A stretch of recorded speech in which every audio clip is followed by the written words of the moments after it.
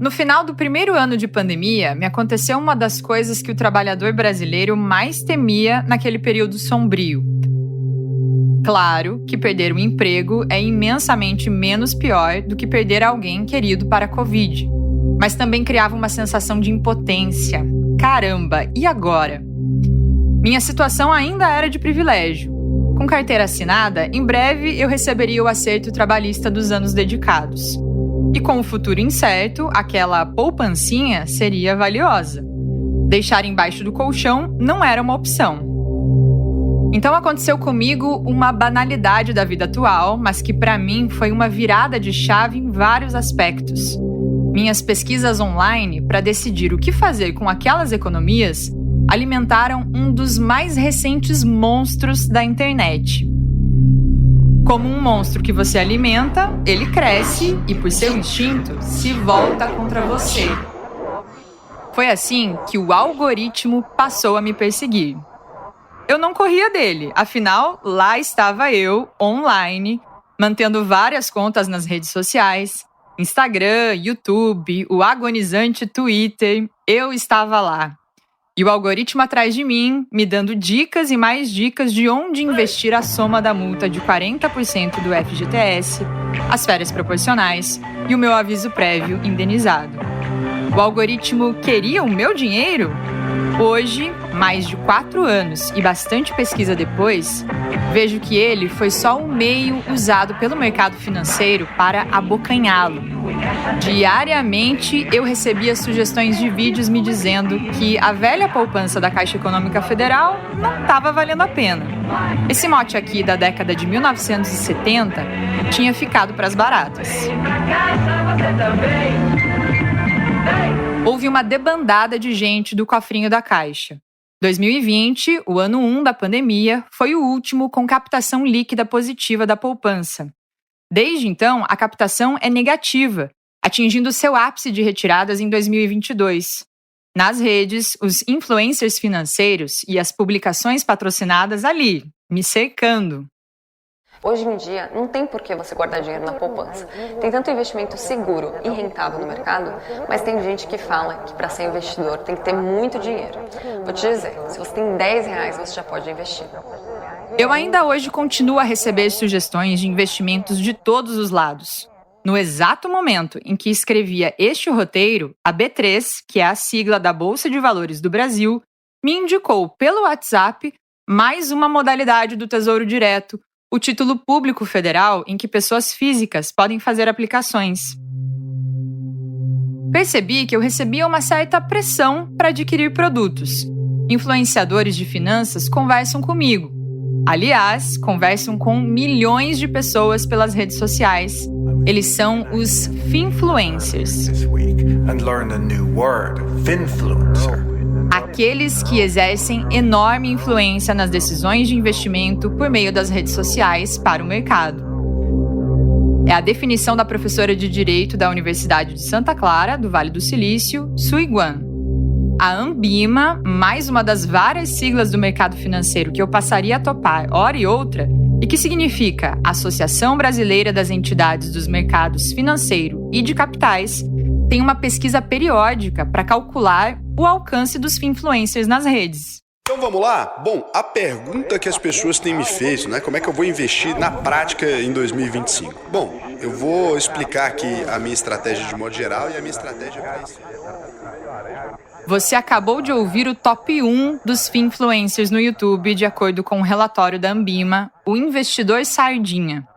Esse nome artístico nas redes é bem sugestivo para esse episódio. O apelido Sardinha é usado para os pequenos investidores da Bolsa de Valores. É o oposto de tubarões, os caras que têm quantias ou bilionárias investidas. Ou seja, o canal é para quem está na base da pirâmide financeira no Brasil. Qualquer trabalhador, formal ou informal, é público potencial para este influenciador. O investidor Sardinha é o número 1 no YouTube. Já quem reina no Facebook é o Gustavo Cerbasi. No Instagram é outro, e por aí vai. A divulgação da 7ª edição do relatório Finfluence da Ambima encontrou online mais de 400 finfluencers individuais em atividade, ou seja, que não são canais de empresas ou de casas de análise. Eles falam para uma média de 350 mil seguidores cada um. A Ambima gosta deles. É mais intimista ter uma pessoa falando de finanças para outra pessoa. É gente como a gente, e não um cara serião, engravatado do mercado, falando um monte de termo estranho. A Ambima considera vários critérios para medir esse mundo das finanças online, como explicou num anúncio em dezembro. Por que eu não olho só popularidade? Porque todos e todas aqui sabem que é possível comprar seguidores. Então, se eu olhasse só popularidade, eu poderia prestar um desserviço para o mercado. Não sei se minhas contas nas redes foram compradas. Fato é que eu sigo alguns deles. Tá, vai. Eu sigo vários deles. E ao longo do tempo, fui dando um petisco novo para um monstro que criava online. O algoritmo entendeu que eu, uma jornalista que cobre o meio rural, seria uma boa candidata a me tornar investidora de produtos financeiros agro. E é neste ponto que aparece uma sopa de letrinhas que é central para a história que te conto agora. Fui bombardeada nas redes sociais por sugestões para investir em LCAs, CRAs, FIAGRO. Você sabe o que significam essas siglas?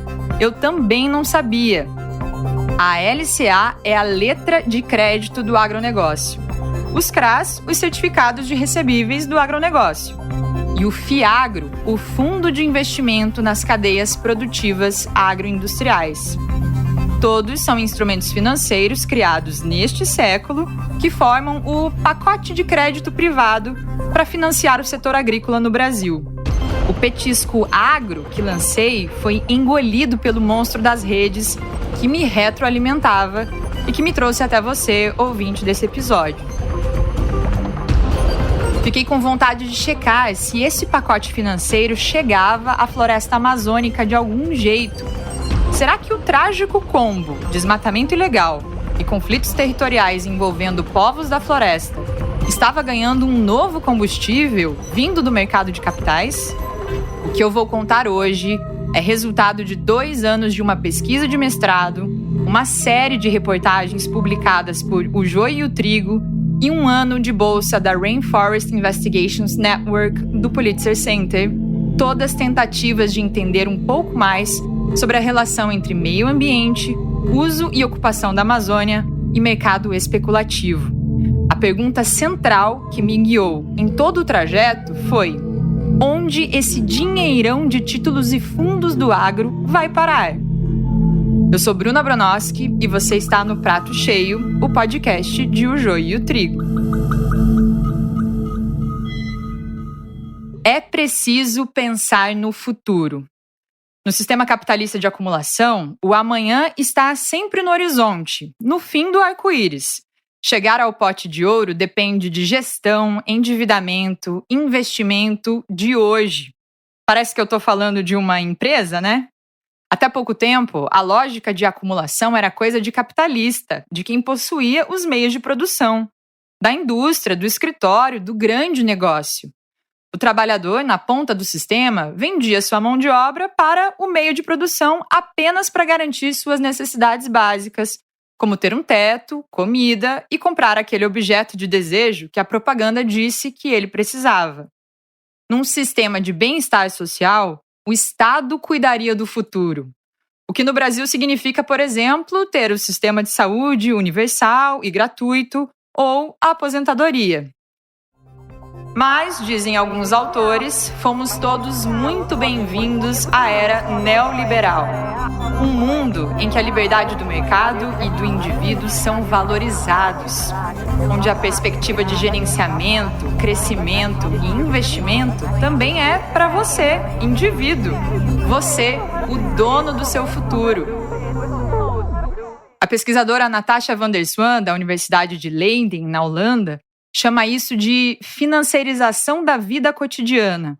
Quando há uma invasão dos instrumentos financeiros, antes coisa de tubarão, na vida das pessoas. Ou melhor, de sardinhas. Tudo que eu citar aqui vou deixar a referência na ficha técnica do episódio, feito? Ela explica que democratizar finanças significa prover acesso amplo às tecnologias, o que no Brasil e no mundo aconteceu no auge da banheira do Gugu nos anos 1990. Não é preciso ser rico para ter um celular e um sinal de internet. Dá para parcelar em 15 vezes o dispositivo e usar o Wi-Fi da pracinha. Essas duas tecnologias, mais um CPF, foram suficientes para financeirizar tudo o que podia ser público. Fazer seguro de vida, da casa, carro, celular, privatizar a educação, ter plano privado de saúde, previdência privada. Ou abrir uma conta numa corretora de valores e investir. Onde é que eu invisto meu dinheiro? Por favor, Nath, qual corretora eu invisto? Calma, nesse vídeo eu vou trazer para vocês as 6 corretoras indicadas por mim e pelo meu time para você que está começando a investir. O risco de investir no mercado financeiro é o mesmo que leva multidões às bets, ao tigrinho, ao jogo do bicho, às rodas de pôquer, que inebria os gamers. Você pode perder, mas também pode ganhar.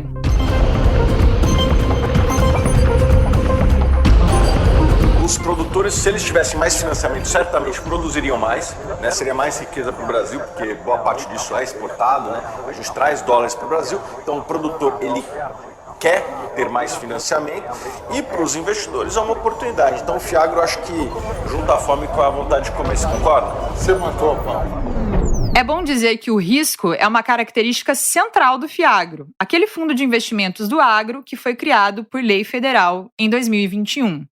A gestão do fundo foi ruim, a empresa agrícola que recebeu o crédito faliu, o investidor não tem nenhuma garantia do valor investido. I'm so sorry for the inconvenience, followers.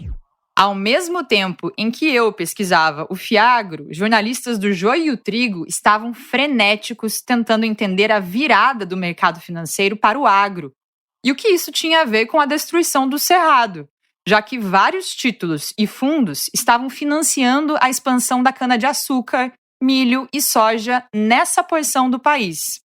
Eu queria continuar esse trabalho olhando para a Amazônia, claro, já que em tempos de emergência climática, o mundo inteiro está de olho na Amazônia. Em que momento os mocassins brilhantes de São Paulo se bicaram com as botinas cheias de terra do interior do país? Em 2021, o Prato Cheio lançou os episódios Quando a Faria Lima Encontra a Boiada e Venha Investir na Sua Própria Fome, que eu recomendo muito que você ouça. Nesta época, ainda não era fácil conectar o Fiagro e outros instrumentos financeiros do agronegócio ao chão, à vida real. Não era palpável, sabe? Era mais uma invenção abstrata do mercado, como o dinheiro. Nesse meio tempo, os números explodiram. Vou citar aqui alguns exemplos dos últimos 4 anos entre o lançamento do Fiagro e a publicação deste episódio. O número de pessoas físicas fazendo aplicações na B3 cresceu 26%, chegando aos 5.200.000 indivíduos. O número de pessoas físicas fazendo aplicações em Fiagro saiu de 25 mil para mais de 500 mil de pessoas. E o volume de patrimônio do Fiagro saiu de 0 para 42 bilhões de reais, o que é pouco mais que o lucro recorde do Banco Itaú em 2024, o maior da história dos bancos brasileiros. Momento meme da Nazaré confusa, calculando muitos números na cabeça e algumas questões. A primeira, bilhões do mercado privado estão indo para o agro. A segunda, mesmo com regras para excluir desmatadores, bilhões do crédito público ainda financiam atividades irregulares do agro. Surge então a pergunta: a Comissão de Valores Mobiliários, ou CVM, que fiscaliza o mercado de valores no Brasil, criou critérios socioambientais para o crédito privado do mercado de capitais? A CVM, até agora, ela não fez a lição de casa de ter um sistema robusto para apurar se eles estão investindo ou não em áreas griladas, né? Esse é o Tarcísio Feitosa da Silva, colaborador da Coalizão Florestas e Finanças, uma aliança global de entidades da sociedade civil. E o Fiagro está indo nessa direção. Ele pode estar financiando áreas griladas, áreas com conflito com comunidades tradicionais, né, áreas com conflito com terra indígena, comunidades de conservação, porque ele não tem uma base cadastral e de análise de documento fundiário muito forte. Foi assim que passamos a observar de forma sistemática e inédita no jornalismo brasileiro o casamento do agro com a Faria Lima. Passei a abrir os fundos de investimento e a observar os ativos lá dentro. Ativos são tudo que o fundo compra para tentar ganhar dinheiro. Podem ser imóveis rurais, títulos de crédito ou participações de empresas. Entendi que o economês do mercado financeiro segue a mesma lógica do juridiquês. É feito para não ser entendido. Quanto mais codificada a linguagem, melhor para o mercado. Foi preciso traduzir uma série de termos. Securitização, cedente e sacado, direito creditório, o capital subscrito, o a integralizar e o integralizado. O trabalho difícil começou quando passei a planilhar manualmente ativos suspeitos, ou seja, de empresas e produtores rurais que eu já conhecia de outros carnavais, os reincidentes em irregularidades socioambientais. Mas percebi que o trabalho seria enorme. Afinal, só de fundos públicos já são mais de 40. Dentro de cada fundo, dezenas de ativos. É aí que entra um time de jornalistas de dados que baixou automaticamente mais de 10.700 documentos em PDFs que poderiam conter informações sobre a destinação dos recursos dos fundos. O próximo passo foi cruzar esses documentos com dados públicos de desmatamento, como multas ambientais, embargos do IBAMA e outros materiais e reportagens. Neste episódio, vamos até territórios ameaçados na floresta amazônica, lugares cercados pelas 3 commodities que são a cara do Brasil, ou pelo menos aquilo que a China pensa quando fala da gente: soja, milho e carne. Queremos entender como o dinheiro das sardinhas e dos tubarões afeta a vida dos cardumes na vida real. E não só deles, mas de toda a floresta e dos povos tradicionais. O próximo bloco mostra como o Fiagro está conectado a um território ancestral do Mato Grosso. No terceiro e último bloco, o que o extermínio de uma etnia em Rondônia tem a ver com o mercado financeiro. Começa depois do intervalo.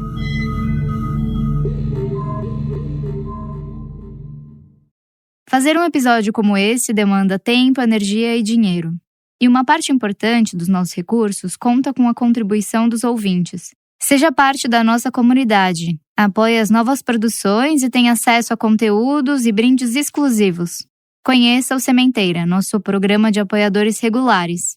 É só entrar no nosso site, ojoiotrigo.com.br/contribua.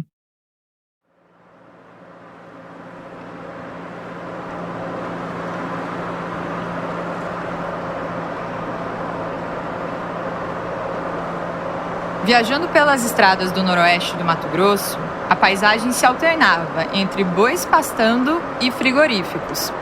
O fotógrafo Fernando Martinho e eu queríamos chegar a Juara, o município que ostenta o 3º maior rebanho de bovinos do estado e onde também fica a aldeia Tatuí, o nosso destino.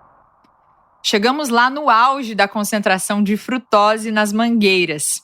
Todo fim de tarde, as crianças Caiaueté, Caiabi, das 47 famílias da aldeia, corriam para lá e para cá, sorrindo com os dentes cheios de fiapos. Um sorriso amarelo, de manga madura, mas escancarado de alegria, já que era hora de banho no Rio dos Peixes.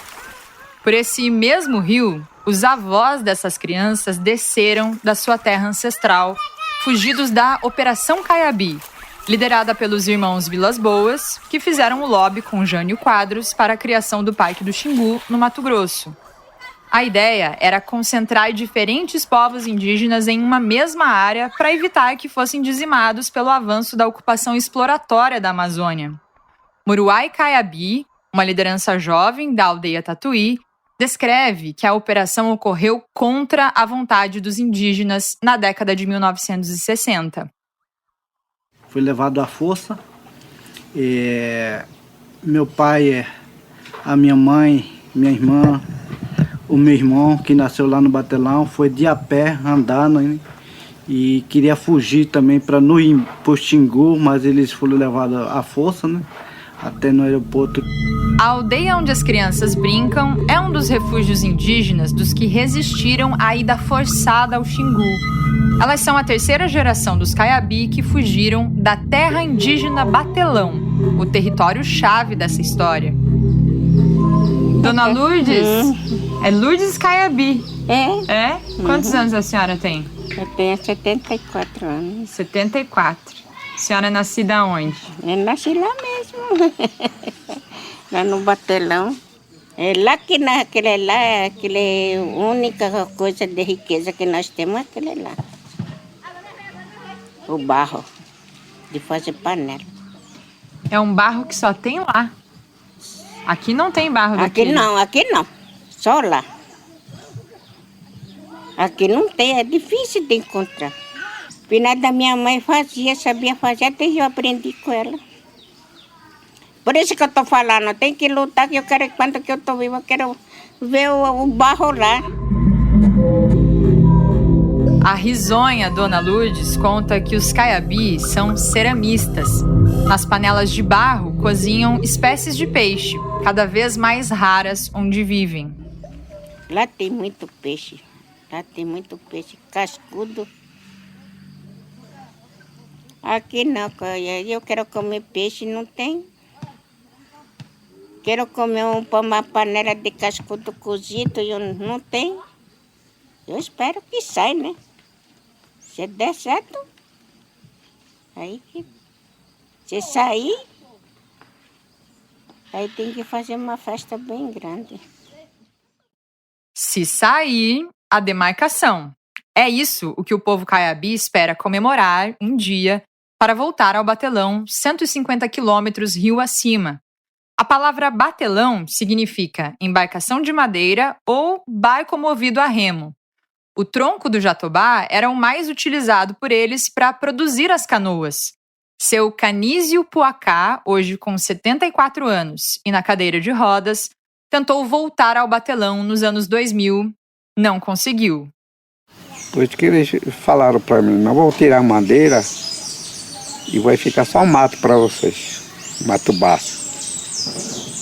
E é onde eles estão tirando a madeira e acabou com a madeira e tudo, né? Agora estão mexendo com lavoura lá também, mas e um que tá dentro da área.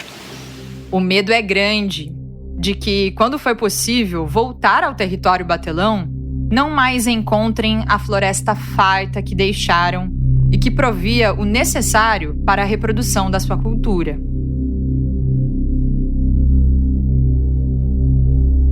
Existem planos de manejo madeireiros autorizados pela Secretaria de Meio Ambiente no interior da terra indígena do Batelão, isso pelo menos desde 2013. É surreal, né? Como é que isso acontece? Eu sou o Ricardo da Costa Carvalho, sou indigenista, trabalho na Operação Amazônia Nativa, a OPAM, trabalha com os povos indígenas aqui do Mato Grosso e do Amazonas. O Ricardo explicou que a terra indígena Batelão está declarada, ou seja, já tem portaria federal determinando os limites geográficos da área ocupada tradicionalmente pelos Kaiaueté Caiabi. São 117 mil hectares de área. O que falta é a demarcação e a retirada dos 29 declarantes de imóveis que estão lá dentro e que tomaram 75% do território Caiabi, segundo um levantamento da OPAM, do qual o Ricardo participou. A gente está aqui em 2025, sabe? Essa apropriação não foi de agora. Então, pode ser que esses fazendeiros eles tenham o título dessa terra desde quando o estado do Mato Grosso titulou, quando tirou os Caiabi, né, do território, ele titulou essas áreas, mas, assim, é uma área tradicional, os caras têm os seus mitos, tem cemitérios, tem as lagoas sagradas, tudo lá naquele território, no Batelão.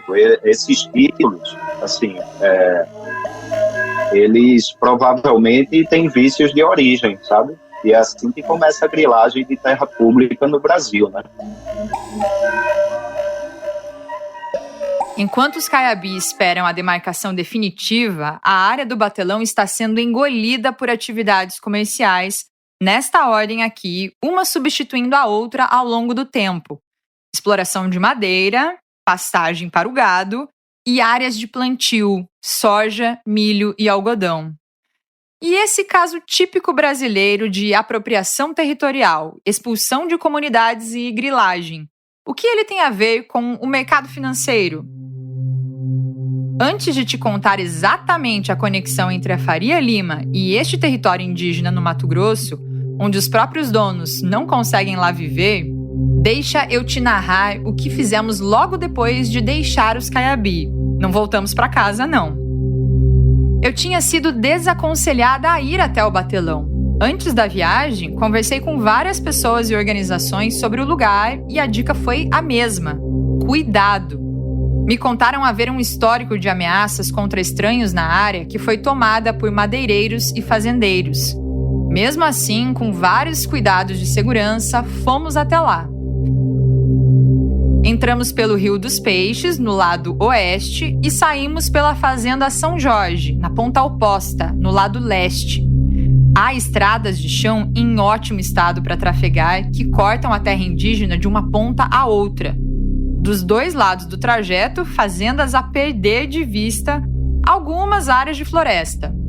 O caminho foi desanimador.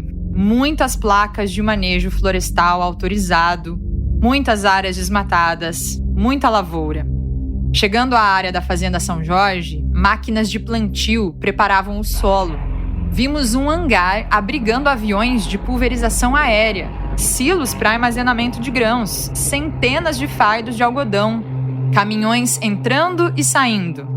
A Fazenda São Jorge pertence a Miguel Vaz Ribeiro e a Marino José Franz, 2 políticos e empresários. Eles revezam a cadeira da Prefeitura de Lucas do Rio Verde, em Mato Grosso. Ora são prefeitos, ora vice-prefeitos, ora um, ora outro. Ribeiro acaba de ser empossado para comandar a administração municipal por mais 4 anos.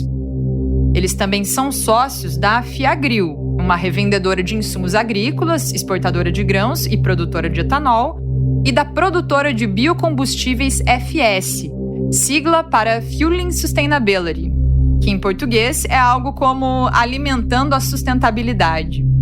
Uma empresa de capital norte-americano e brasileiro que exporta para os Estados Unidos, Suíça e alguns países asiáticos e que alardeia sempre que pode o quão verde é.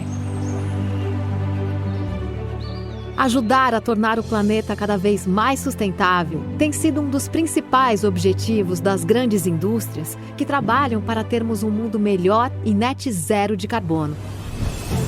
A FS, primeira e maior produtora de etanol de milho do Brasil, já nasceu com esse propósito e vem liderando a transformação do setor de biocombustíveis de baixo carbono do mundo. E é aí que topamos com o mercado financeiro. A gente levantou que a FS e a Fiagril acessaram ao menos 6 bilhões e 400 milhões de reais por meio de títulos de crédito do mercado de capitais. Os títulos da FS foram emitidos por várias empresas do grupo nas frentes em que atua, como o florestal, o de infraestrutura, o da indústria de biocombustíveis. Alguns deles foram rotulados como verdes, o que significa que reúnem documentos de algumas organizações certificadoras e opiniões de empresas contratadas para atestar que a empresa segue critérios ambientais. Num CRA específico da FS, contratos de compra e venda de milho de Ribeiro e Franz foram usados pela empresa para a emissão do CRA verde. Sustentabilidade. É uma palavra... Encontramos outros produtores rurais com registros de propriedade dentro do território Batelão e também com autos de embargo do IBAMA por desmatamento fora da terra indígena. É promover projetos que fazem o bem. Um deles soma quase 900 hectares de área desmatada de floresta amazônica e também é prefeito em Mato Grosso. É ser sustentável de verdade. De verdade, hein? Como a FS faz. Na série de reportagens A Bolsa do Agro, dá para ler os detalhes dessa investigação. Aí fala que lá para cima não tem como subir. Aí eu falei, né? Mas para quê? Eu não sei o que vai acontecer, né? Aí o segurança lá falou para mim, melhor vocês parar aqui e aqui eu apoio vocês. Mas se vocês subirem para cima, eu não sei o que vai acontecer. Esse é o relato do seu Canísio de quando juntou 12 indígenas do seu povo para voltar ao Batelão há alguns anos. Nós ouvimos, ele foi avisado que era melhor não seguir adiante. A gente termina esse bloco ouvindo de Neva Caiabi, a jovem liderança que nos acompanhou pela aldeia Tatuí e nos apresentou aos velhos do seu povo. É um sacrifício muito grande, é uma ameaça muito grande. É uma discriminação muito grande por nós serem indígenas, sabendo que esse território era todo nosso, né? Então, isso que eu quero ver o Batelão demarcado, homologado, ter as escolas, ter a saúde, né? Nos usufruir do barro, das nossas ervas, né? Dos nossos peixes, das nossas lagoas sagradas que tem lá. A começar pelos sócios, a Fiagril e a FS, que alimenta a sustentabilidade, contribui para impedir a volta dos Caiabi ao seu território, os únicos que têm direito e vontade de restaurar e manter a floresta na recém-desmatada Batelão.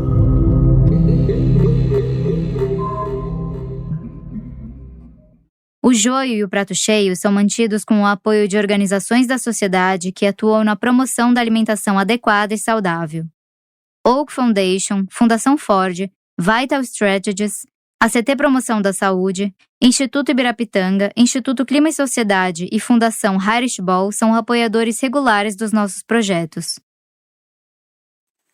Vejo o Tanaru ali como um símbolo da resistência, assim. Eu tinha ele, assim, de esse cara não existe. O que ele passou, ninguém sabe direito, mas não foi fácil, tá? Você perder tudo que você tinha ali, ficar sozinho, seria a mesma coisa de vir um ZT aqui e matar todos os seres humanos no planeta e você ficar aqui sozinho. E depois disso, o cara conseguiu, 26 anos, sozinho. Toda vez que o coordenador da Frente Etnoambiental Guaporé da FUNAI, Altair Algayer, pronunciava a palavra sozinho, eu sentia um aperto por dentro, um negócio ruim. A gente estava ali na borda da terra indígena Tanaru, no limite com lavouras de soja e pasto. Ele estava falando do Índio do Buraco, o último membro de um povo que não tem etnia definida, mas que ficou conhecido como Tanaru, por ter vivido perto do rio Tanaru, na região do Cone Sul de Rondônia. Além dessa decisão dele de ficar sozinho, ele teve assim uma resistência psicológica, porque você via as ações dele, não eram doidos no mato. Ele tá doido ali, ele com tudo que aconteceu, ele não. As ações dele eram planejadas, eram coordenadas, ele não fazia nada aleatoriamente, assim, ninguém explica por que esse índio fez isso aqui. Era tudo planejado, ele estava ali, sobreviveu, a duras penas ali, sozinho ali dentro. Altair ouviu falar da existência do Índio do Buraco pela primeira vez em 1996 e imediatamente começaram os monitoramentos. O indígena Tanaru já estava sem família, sem comunidade. Esse também é um dos motivos pelos quais você vai ouvir a última parte deste episódio da boca de brancos. Não sobrou nenhum indígena para contar a própria história. Quem nos ajuda com isso é o Altair, que ano que vem completa 33 anos de FUNAI, tempo em que testemunhou a devastação da floresta em Rondônia e a fuga dos indígenas das motosserras. Tinha muito essa questão, vou tocar o índio para fora da minha fazenda. Você vai na fazenda do vizinho, o problema é dele. E a Fazenda Modelo fez isso. Ela, de uma interdição judicial para outra, que dava um prazo de 30, 40 dias, ela ia lá e metia a motosserra, e desse jeito ela desmembrou a mata da fazenda. O índio passou para o outro lado, ainda bem que ele ficou para lá, e depois não tinha mais como voltar. Mesmo se ele quisesse, ele poderia até voltar, mas ele tinha que passar por dentro de uma área de pastagem derrubada, e para ele não fazia sentido nenhum ir para um lugar desse. Os Tanaru também tiveram que fugir das balas. O processo é único só e se repetiu com todos os povos. Os Canoe, os Akunsum Nomerê, além de serem escuraçados à força, levaram tiros, morreu gente. Os que sobraram no mato, eles têm uma tradução para isso: nós fomos perseguidos, nós fomos caçados. Eles até perguntavam se a gente comia carne humana, porque na cabeça deles era como se eles caçassem bicho no mato, eram os brancos caçando eles. E eles não entendiam por quê, pensavam que os brancos se alimentavam da carne humana e por isso que ficavam caçando eles no mato. E era uma coisa... não tinham tranquilidade. Para onde eles issem, eles fugiam de um lugar que tinha isso, faziam uma varação, ia para outro canto, as pessoas de lá para cá faziam a mesma coisa. Não tinha um tratamento diferenciado, era o mesmo. As pessoas chegavam na roça deles, destruíam as roças, queimavam as casas. O pasto cercou o índio do buraco em vida, diminuindo a floresta, que era o único lugar onde a vida dele era possível. Sobrou uma ilha verde de 8.000 hectares, onde viveu sozinho por 3 décadas, sem o menor interesse de fazer contato. Afinal, quem faria amizade com quem exterminou seu povo?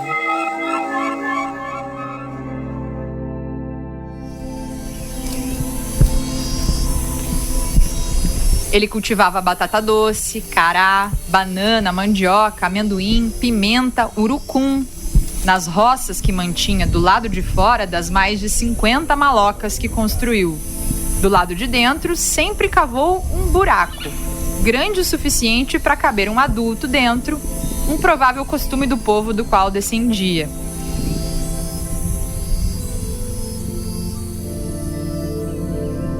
Quando foi encontrado morto em agosto de 2022, havia uma grande quantidade de milho armazenado e frutos de mamão em sua roça. Morreu com aproximadamente 65 anos, com uma espécie de chapéu na cabeça e plumagens de penas de arara na nuca. Isso indica, segundo uma das várias decisões judiciais que determinaram providências para o reconhecimento da terra indígena, que houve consciência e preparativos para a morte ou pós-morte. O motivo do fim do povo Tanaru esteve sempre muito, muito perto. O corpo do índio do buraco foi encontrado a 700 metros do pasto. A terra indígena Tanaru não foi demarcada pela FUNAI. Parte da área Tanaru está no município de Corumbiara, que dá nome a um documentário do indigenista Vansan Carelli, disponível no YouTube. Ele começou a registrar imagens da presença indígena em Rondônia na década de 1980. Foi então que o Marcelo Santos, indigenista da FUNAI, me pediu para registrar os vestígios de um massacre de índios isolados na gleba Corumbiara, no sul de Rondônia. E o Marcelo, que estava completamente desacreditado, porque ninguém deu bola para a denúncia de massacre, essa era a última chance de registrar as evidências, que iam desaparecer rapidamente. O Marcelo Santos, que o documentarista Vansan menciona estar desacreditado, foi chefe do Altair. E a preocupação dele de genocídio de povos indígenas na região não era exagerada. Por muito pouco, todos os povos não foram varridos do mapa. Essa área aí é incrível pela diversidade. Num território geograficamente não tão extenso, vivia e ainda vive inúmeros povos de línguas diferentes, tradições diferentes, culturas diferentes. Quem descreve os povos indígenas de Rondônia é o Daniel Dalberto, procurador da República do Ofício Socioambiental de Povos em Isolamento e de Recente Contato do Ministério Público Federal. Tem aí nessa região, ainda hoje, Canoê, Acunçu, estão ao lado ali os que restaram no Omerê, Saquirabiá, Macurape, Tupari, Joromiti, Aruá, Uaiuru. É impressionante a quantidade de povos que tinha ali. A presença indígena na região foi documentada, registrada em imagens, em reportagens. A história do Índio do Buraco correu o mundo. Mas tem quem coloque em dúvida a ligação dos Tanaru com este território, como fez o Sandro Salonsky, advogado de fazendeiros que se pronunciou numa audiência de conciliação de uma ação movida pelo MPF contra a FUNAI e a União, por nunca terem dado sequência ao longo protocolo de demarcação do Tanaru. O magistrado, até no início da audiência, até comentou que seria onde viveram os índios Tanaru. Na verdade, lá não é um local onde se viveram os índios Tanaru, e sim teve esse índio que de passagem estava nessa área, e por isso a necessidade da edição da portaria. Uma das clientes do Salonsky, Helena Ribeiro de Mendonça, declarou que parte da sua fazenda fica em cima do Tanaru. É por isso que o Dr. Salonsky e sua colega se pronunciaram na audiência. Eu sou Elizabeth Alcântara, como o meu colega me disse, estamos representando todos os proprietários da área onde incide a portaria de interdição. Você ouviu tanto o Dr. Salonsky quanto a doutora Alcântara mencionarem uma portaria, né? Te explico. A portaria de restrição de uso, vigente até outubro deste ano, e outras anteriores a essa, foram mecanismos jurídicos provisórios para impedir o desmatamento da área onde o Índio do Buraco vivia. As portarias perderam a validade e foram publicadas novamente várias vezes desde 1996. Elas são como uma muleta frágil que, bem ou mal, segurou o avanço do gado e das lavouras de soja sobre a terra indígena. Continue, doutora Alcântara. Independente dessa questão de tradicionalidade que nós não reconhecemos, nós queremos proteger a memória desse índio que lá viveu.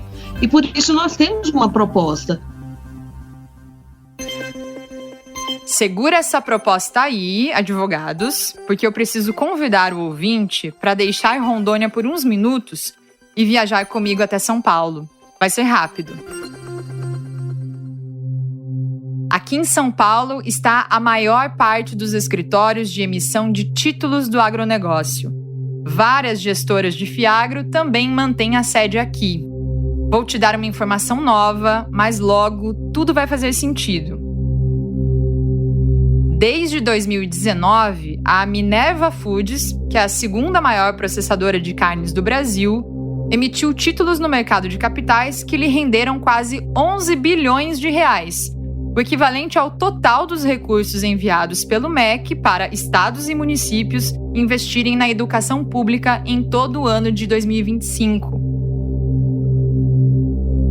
Parte desses títulos viraram ativos dentro de pelo menos 11 Fiagro, aquele fundo de investimentos das cadeias produtivas agroindustriais. É isso mesmo, 11 fundos diferentes. Vendidos como CRAs no mercado de capitais ou como ativos de Fiagro na Bolsa de Valores, esses instrumentos de crédito privado foram comprados por milhões de investidores, pessoas e empresas que ajudaram a juntar os bilhões que foram para os cofres da Minerva. E sabe para que a Minerva usa esse dinheiro? boa parte da grana vai para a compra de gado, que é matéria-prima dos frigoríficos que a multinacional brasileira abate, corta, empacota e vende aos supermercados nacionais e internacionais. Esse gado tem que vir de algum lugar, certo? Agora sim, a gente já pode voltar para Rondônia.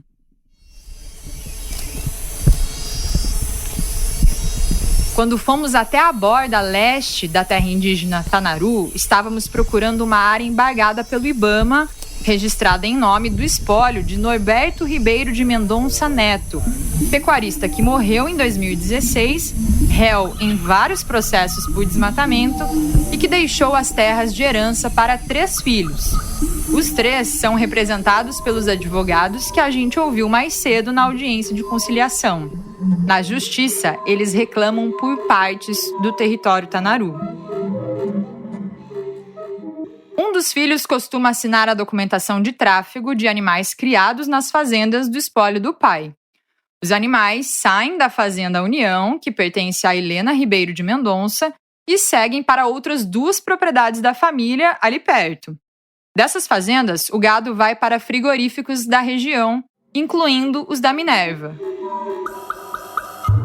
Só que lembra que eu disse que estávamos procurando por uma área embargada? O embargo registrou o desmatamento de 22 hectares na Fazenda União da família Mendonça, sobrepostos à terra indígena Tanaru, ou seja, dentro dos limites da restrição de uso da terra indígena. Como o registro do IBAMA foi feito em 2011 e o índio do buraco morreu em 2022, isso significa que a motosserra passou enquanto o índio Tanaru vivia lá. Eu vi gado pastando no chão de Rondônia, no perímetro da Fazenda União. Ali foi casa para um povo inteiro e depois para o último desse povo que resistiu. O Fernando Martinho, que foi até lá comigo, fez uma foto que vai ficar registrada no meu cérebro para sempre. Um boi parado ao lado de uma tora de árvore gigante, seca, morta, o sinal de que ali já foi floresta. A foto está na reportagem que vou deixar na ficha técnica. Nos documentos financeiros, descobrimos que um dos herdeiros da família Mendonça recebeu, entre março de 2022 e outubro de 2023, 25 pagamentos do CRA da Minerva, de valores captados no mercado de capitais, pelo fornecimento de animais. Um total de 30 milhões e 700 mil reais, o mesmo valor do prêmio da Mega Sena acumulado em janeiro deste ano. Uma homenagem parece ser sempre positiva, não é? É uma expressão de alguém ou um grupo que mostra admiração e respeito pelo homenageado. Prometi que ia contar a proposta dos advogados dos pecuaristas que circundam a Tanaru. Pois bem, nós temos uma proposta, mas essa proposta não se estende a todo o território. Até porque, assim, a demarcação nesse momento, ela é um tanto quanto impossível, porque, digamos assim, não há mais comunidade. O artigo nunca houve uma demarcação de uma área sem índios. A doutora Elizabeth preferiu deixar as honras da proposta da homenagem para o colega de profissão. A intenção nossa é, sim, proteger a imagem do índio, da gente delimitar uma área, dar acesso a essa área, cuidar dessa área, fazer, sim, uma roupagem de um memorial para o índio Tanaru. Sim, isso mesmo que você ouviu. Em nome dos pecuaristas, os advogados sugeriram um memorial para o índio do buraco, aberto à visitação. E, claro, a entrega do restante da área para eles mesmos. Não estamos tratando de interesse privado de ninguém, não. Isso é um interesse público, aquela terra é pública, isso é um interesse da sociedade brasileira. Me disse o procurador do MPF, Daniel Dalberto. Tem um interesse dos povos indígenas sobre esse território. E eu percebo no tratamento desse caso há muito tempo de como esse caso do Tanaru ele é simbólico, importante, dolorido para os povos indígenas. Doloridos. Os que vivem naquela região, os que conhecem a história, os que estão próximos, eles se sentem aviltados, ultrajados pelo que aconteceu. É muito duro. A FUNAI está em mora. Ela cometeu um ato ilícito ao não demarcar essa terra ao longo desse tempo todo. Produtores de grãos, pecuaristas, cooperativas agrícolas, corporações transnacionais, todos eles são clientes do mercado de capitais. E qualquer indivíduo ou pessoa jurídica é a fonte de recursos para esse modelo privado de crédito. Vi que as coisas mudaram um pouco nos últimos anos no financiamento de empresas do agro. Um bom exemplo é a JBS, a empresa brasileira que é a maior processadora de carne do mundo e que inverteu as formas de financiamento das operações. Antes, fazia mais empréstimos tradicionais de bancos. Hoje, é nas bolsas de valores do Brasil e do mundo que ela capta o dinheiro para vender mais e mais carne.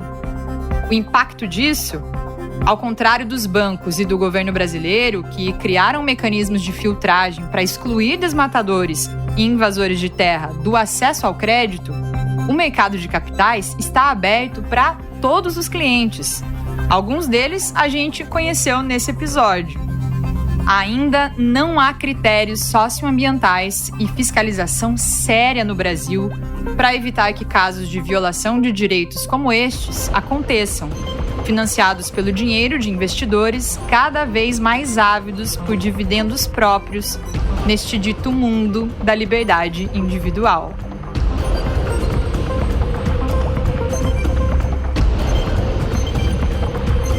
A pesquisa desse episódio foi feita por mim, Bruna Bronowski, com apoio do Pulitzer Center e do Centro de Análise de Crimes Climáticos. O roteiro também é meu. O diretor do Prato Cheio é João Pérez. A Luísa Coelho faz a produção executiva do podcast. A edição de som e as trilhas são do Vitor Oliveira. Fernando Martinho dividiu comigo a captação de áudio. A Denise Matsumoto é responsável pelo design do Prato Cheio, junto com a Clara Borges e o João Ambrósio. As redes sociais ficaram a cargo da Amanda Flora e Brenda Vidal. Este episódio foi gravado no estúdio Vox Áudio, em João Pessoa, Paraíba.